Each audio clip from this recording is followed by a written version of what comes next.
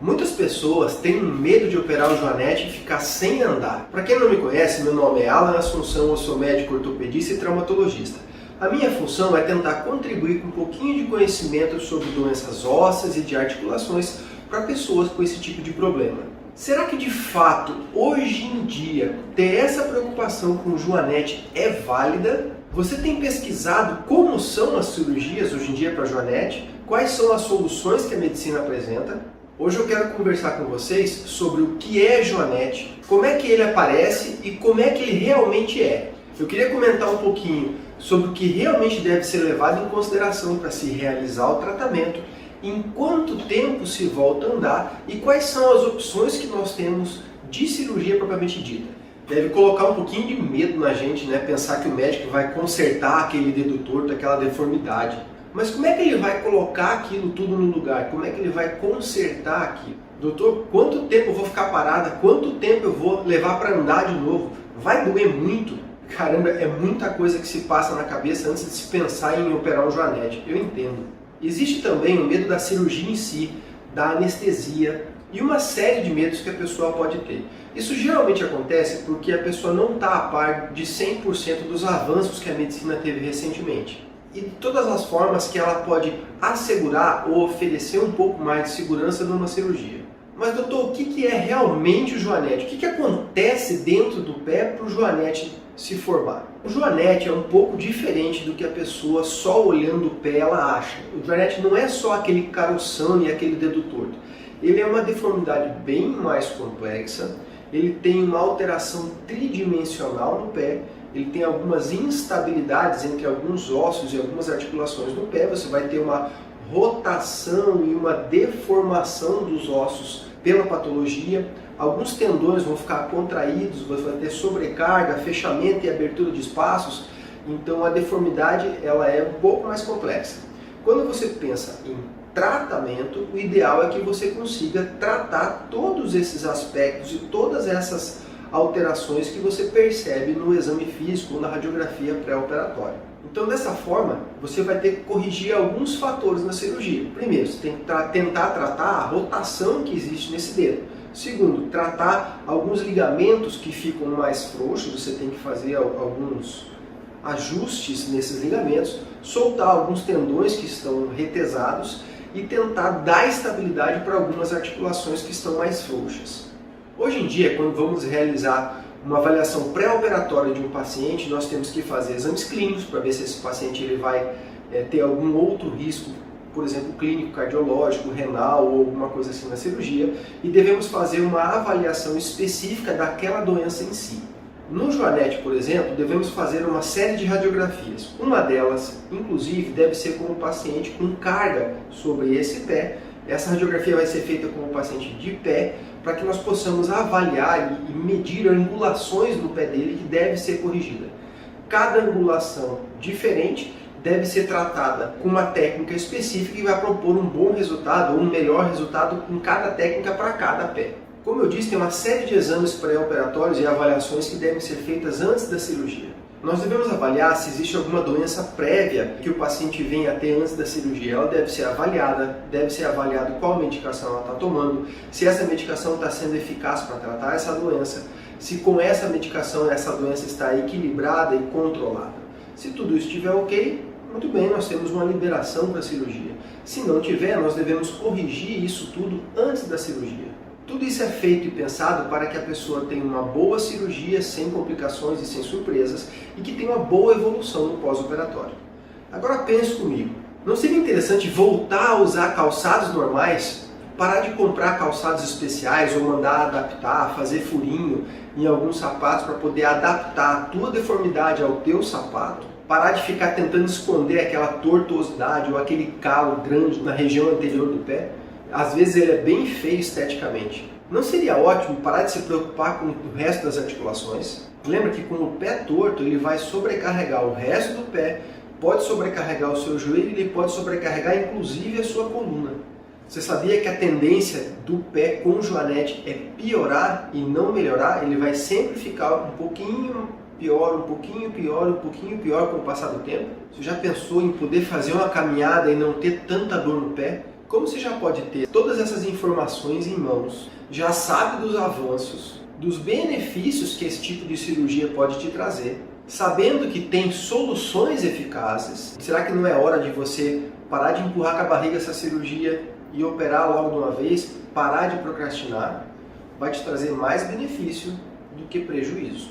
Queria contar a história de um paciente para vocês. Ele é um paciente que gostava demais de esportes, ele praticava muita coisa, ele gostava de correr, de pedalar, de jogar bola, mas ele tinha um joanete, era nos 2 pés e era bastante grave. Como a deformidade era progressiva, ele começou a sentir e sofrer uma certa limitação, ou seja, aquela deformidade começou a impedir que ele conseguisse fazer tudo o que ele fazia na vida de atleta dele e não deixava ele ter uma qualidade de vida importante, deixava ele meio triste, meio cabisbaixo, e ele foi se consultar, fez todos os exames e foi resolvido pela cirurgia.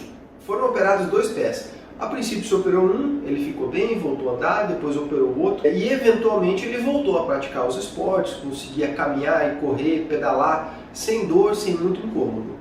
Teve uma outra paciente que eu acompanhei nessa minha carreira, o mais recente inclusive, era uma paciente que tinha trabalhado durante a vida inteira com bota e ela desenvolveu aquele joanete, aquela deformidade, sempre escondia com a bota, mas ela revelava que doía muito no uso da bota. Então um dia ela se aposentou e decidiu se livrar daquele problema. Então quando ela conseguiu operar, ela fez uma cirurgia nas técnicas mais recentes, com uma reconstrução e uma correção que a gente chama tridimensional ou em 3D, que permitiu a ela uma marcha quase que imediata, praticamente sem dor, e dentro de 15 dias não precisava de usar mais nada, não precisava nem de bota, nem de calçado especial, nada disso, já conseguia andar sem dor, de uma maneira muito confortável. Uma coisa que eu sempre escuto no consultório: ah, doutor, uma tia minha, ou homem da farmácia, ou um vizinho meu, me indicou uma borrachinha que bota no meio do dedo, uma borrachinha ou um silicone.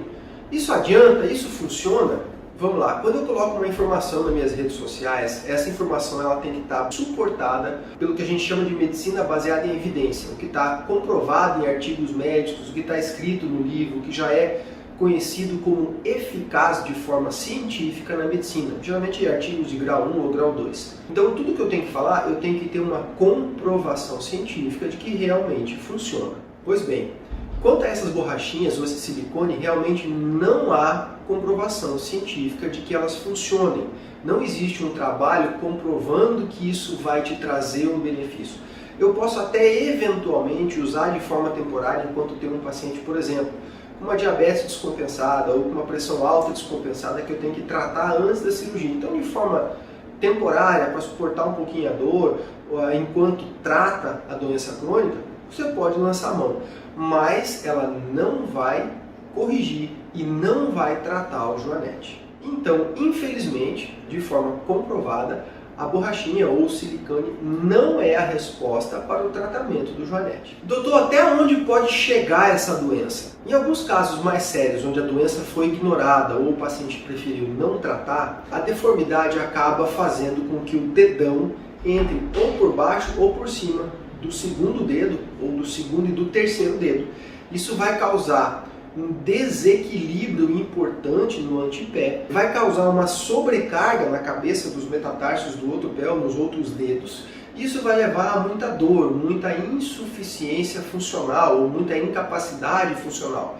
Pode levar a um processo inflamatório na região do caroço do pé mesmo e vai levar a uma sobrecarga nos outros dedos, levando a dor e impotência funcional. As pessoas devem ficar sabendo também que em alguns casos a pessoa pode deixar de caminhar pela dor. Pode ocorrer a abertura de feridas na calosidade. Isso pode inclusive infeccionar e infeccionar de forma grave, principalmente se associado com outras doenças como o diabetes ou o pé diabético. Podem aparecer calos bastante dolorosos na planta do pé que impedem o paciente de andar também. E você pode ter sobrecarga de outras articulações, como o tornozelo, como o joelho e até a coluna. Bom, doutor, eu entendi que o melhor realmente é operar. Mas quanto tempo eu vou ficar sem andar? A recuperação total para mim poder voltar a andar e praticar esportes dura quanto tempo? De maneira geral, a recuperação hoje em dia é muito rápida.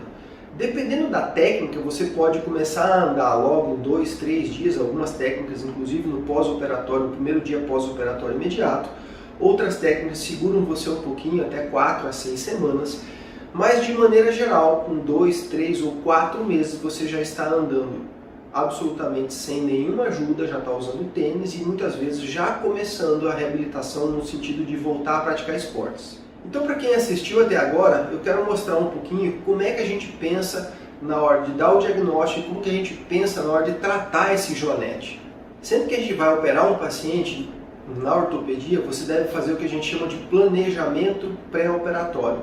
Para se fazer esse planejamento é muito importante aquela radiografia que eu comentei no começo do vídeo, que é uma radiografia que a gente chama de um apoio monopodal naquele pé que tem o joanete que vai ser operado. Essa radiografia deve ter os seus ângulos medidos para que a partir desses ângulos a gente decida qual técnica deve ser utilizada nesse paciente. Só para avisar, eu não posso mostrar um raio-x de antes e um raio-x de depois por duas maneiras. Primeiro, que o próprio Conselho Federal de Medicina não autoriza pré e pós de paciente nenhum, e segundo, que eventualmente, como é um vídeo que é veiculado nas redes sociais, ele pode ser cancelado e abaixado por causa disso. Então aqui está um desenho onde nós temos uma duplicação de um raio-x do pé. Existem vários ângulos no pé que nós vamos procurar riscar para saber aonde fica a deformidade desse pé e a gente conseguir ter uma